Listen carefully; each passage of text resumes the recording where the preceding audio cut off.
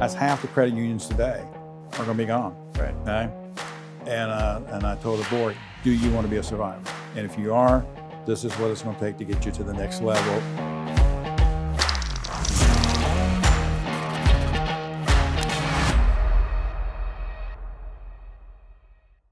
I cannot tell you how many times that I left here not knowing whether or not I could come back the next day. Okay.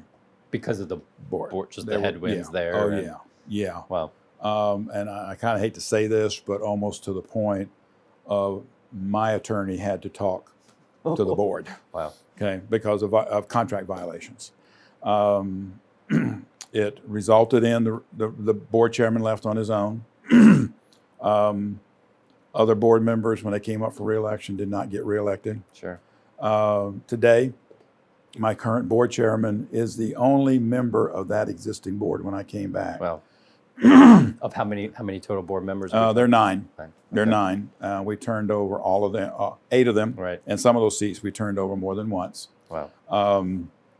So my current board chairman, who is he's a phenomenal board chairman. Mm-hmm. I mean, he has grown into the job. Sure. And he has become probably, not only was my biggest advocate, he is now the new president's biggest advocate.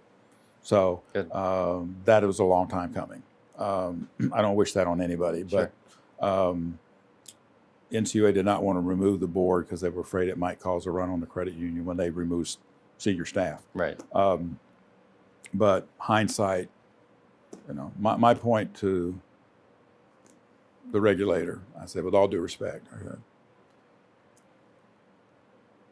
the members really didn't know what happened. But if the branches are open every day, staff is there to serve their needs, mm-hmm.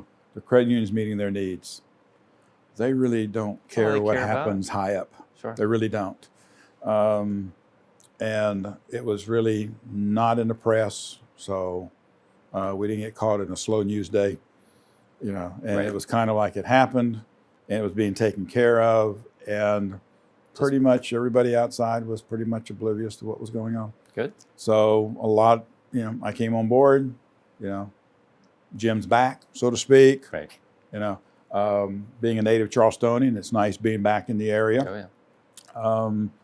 And that helped get a lot of things done, but a lot of things were kept quiet. Sure. And that was good. And that helped us because I didn't have to deal with anything outside the organization. But we had, a lot of board turnover. We got better board members and more credit union oriented, okay, that actually were users of the credit union. Mm-hmm. Today, have a pretty solid board, in my opinion. Good. I got a very good board chairman who is said he's going to stay on as board chairman until Jason's fully taken over, right. And he feels that he can walk away comfortably. Okay. So is there a timeline there, or is it to be determined? I think to be determined. Okay. Through this transition. If you look at the history of Heritage, it's had CEO turnovers have not been smooth. Right. And that was one of my goals when I came back here. It's interesting when the board interviewed me, they asked me what was my number one personal goal. I said, I'm going to be the first CEO to leave here on my own terms. Okay. That's a good plaque right there. Yeah. And then I explained to him why I said what I did. So here it is 15 years later, okay? And that's coming to fruition. Good. I wanted the transition to be very smooth. So I was allowed to help with the committee in the selection process. Mm-hmm. And when Jason was hired, okay, first thing I did is I moved out of the president's office into the vacant exec's office. Sure. Because when he came on board, I wanted board and staff and everybody to understand this is now his credit union. Right. Okay? I'm here to help with the transition and smoothly work That's our the way agenda. out such that it's just one day, I'm not here anymore. Right. No big deal, okay? Like you'll wake up one day and think, think today's the day. Yeah. What happened? What to else the, can happen? What happened to the gray, bald-headed guy that used to sit over here? Right. He left 3 months ago. But that way it would be very smooth. But folks would learn from day one. He's the one that's going to be in charge. Yep. Okay. So I'm filling more of a role now of a consultant. Yeah. To him and even to the board, because I told the board as part of the process that here were key areas I think the credit union is going to have to get to the next level, and to be a survivor. Because when I came into the credit union land in 1988, there were 11,000 plus credit unions. Now we're what? Just over 6,000, less than 7,000. And that number is going to continue to diminish. Absolutely. NCUA's even floating out there, 4,000 is all they want. Okay? Is that right? And in internal, I've even heard comments internally, 3,000. Oh my gosh. So that's half the credit unions today are going to be gone. Right. Okay?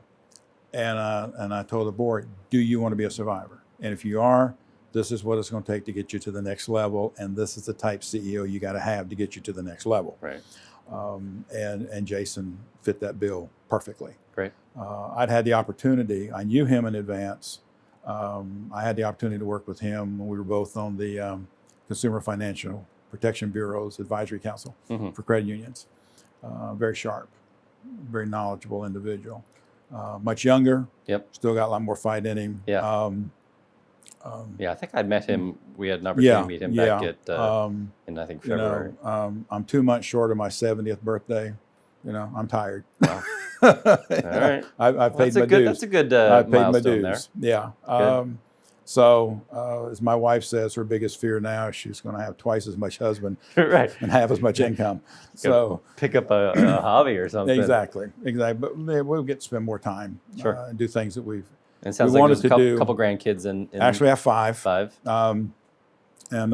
So far, it's probably going to be one or two more down the road. All local. All live in the area. Yeah, and our kids are here. Great. And then her family's still here. My surviving brother's here. All families here. Fantastic. Good place to settle. Yeah. Not a bad place to live. You could do worse. I could do worse. I could do worse. Right. We thought about where else we'd like to go, but when you're born and raised here in Charleston, there's too much pluff, mud, and salt water in your veins to be happy anywhere else. There you go. So this will be a retirement home as well. Good. Hey, to stay in tune with what we've got coming up next week or the weeks thereafter, hit that subscribe button. That bell button is going to notify you every time we drop a new video. Enjoy the next one.